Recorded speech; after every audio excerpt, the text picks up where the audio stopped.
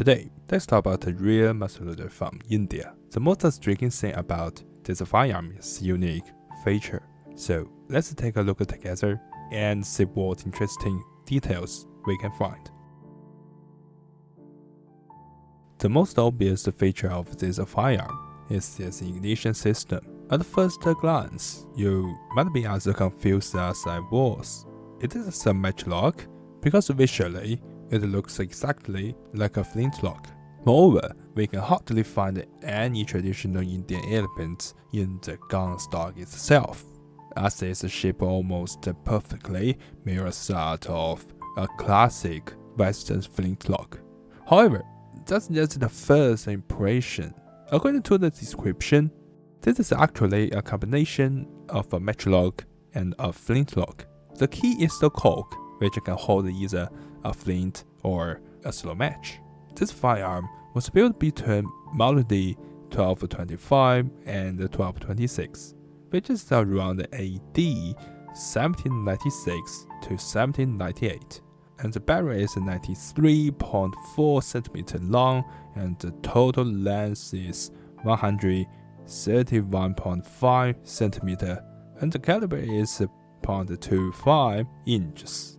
From the descriptions, we can learn more. It was produced in the armories for making and finishing small arms, and Tipu's patronage in Patam.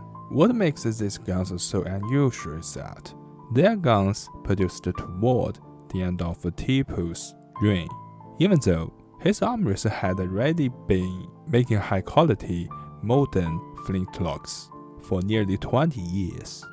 Such as this gun today. This gun seems to be dual purpose, as they can easily adopt it for use as a flintlock. This design doesn't seem to serve a specific military purpose. Instead, it suggests that they might have been made to satisfy Tipu's love for novelty. There is even a Persian poem in praise carved on the gun. It is the great gun of the Sultan of the world. Through Hyder, the victory of Muhammad became apparent. Interestingly, this same poem is found on another firearm from a different auction, also dated 1797 to 1798. That gun belongs to a group of 5 complete firearms and 1 lock. The stock of this gun is basically in the Western style. Does that mean all Indian dual ignition firearms follow Western designs? Not necessarily. I found another dual ignition system, and they are quite different.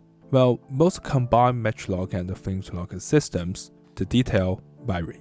One is more Western in style, while the other leans toward a local design. This suggests that there might be even more fascinating and forgotten firearms in history that we haven't discovered yet.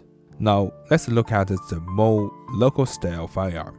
It comes from South India and resembles a traditional South Indian matchlock musket, but with a European flintlock plate, added around 1809. In this system, the priming powder can be ignited using the thermite cork, but it also can switch to flintlock mode smoothly at any time. The stock also retains the traditional Indian style.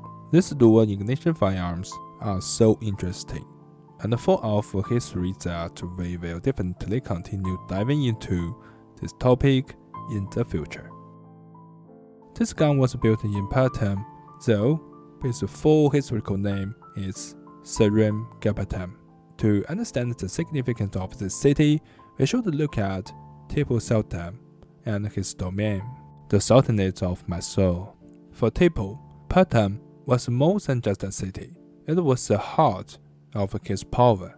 In his official decrees, the coins he minted and the royal artworks created in his workshops, including the firearm we are discussing. This capital was almost always referred to simply as Patam. Beyond its administrative role, Patam was a thriving hub for craftsmen. It gathered the finest artisans from across India and even the world. who were commissioned to create cutting-edge weaponry that symbolized the Sultan's authority.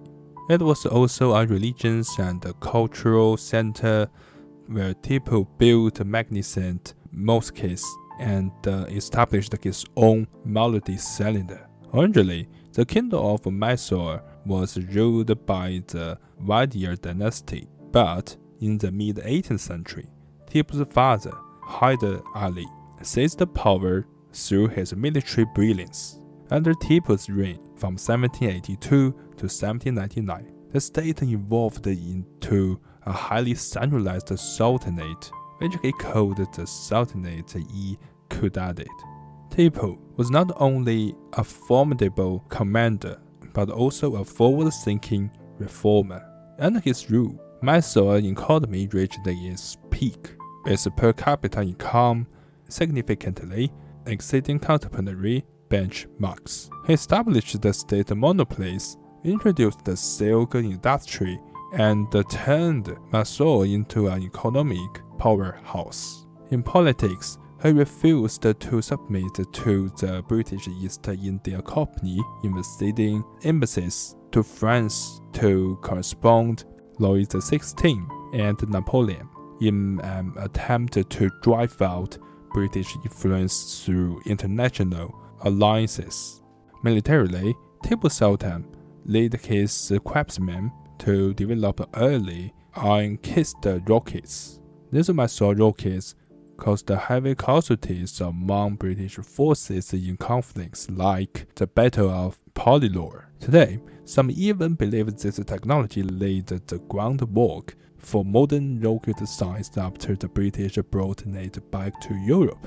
Well, that view might be slightly exaggerated. It highlights how Tipu was a leader who pushed his kingdom toward progress.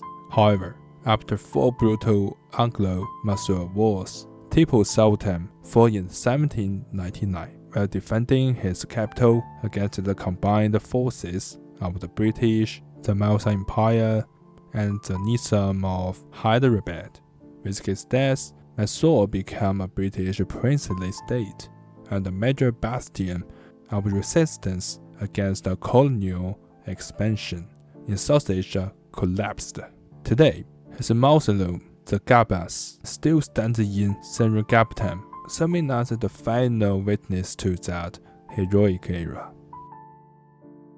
Now, let's dive into the final details and the decorations of this firearm. The barrel is composed of 5 sections, each joined by a molded girdle inlaid with silver. The muzzle and the first 2 sections feature elegant fluting.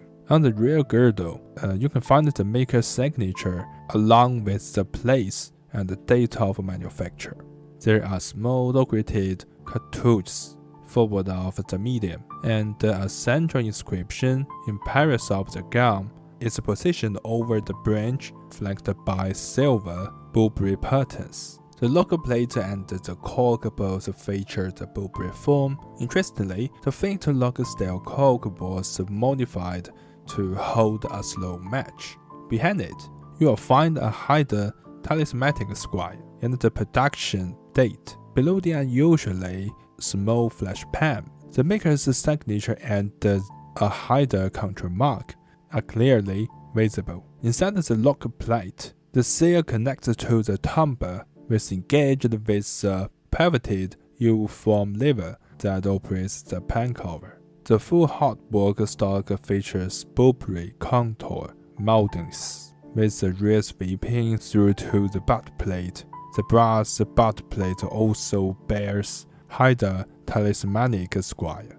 Remarkably, even after hundreds of years, the original ramrod is still preserved with the gun. The description highlights 2 key terms, bulbary and Hyder.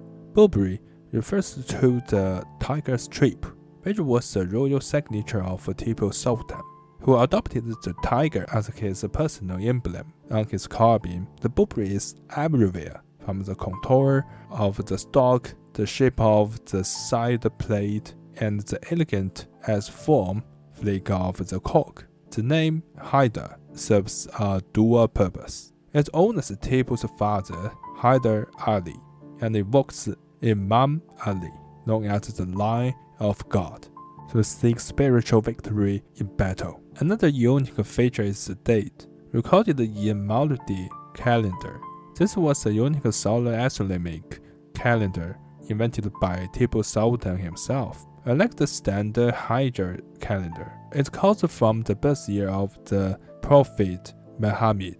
The dates on this gun, Mauludi 1225 to 1226, correspond to AD 1796 to 1798.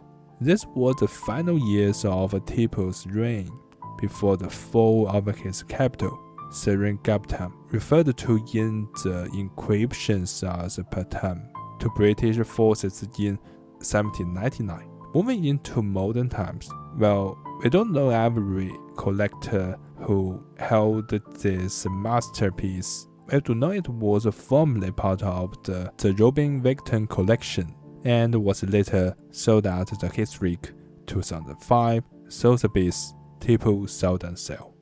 That concludes the story and the background of this extraordinary South Indian firearm. Take care, stay safe, and see you next time.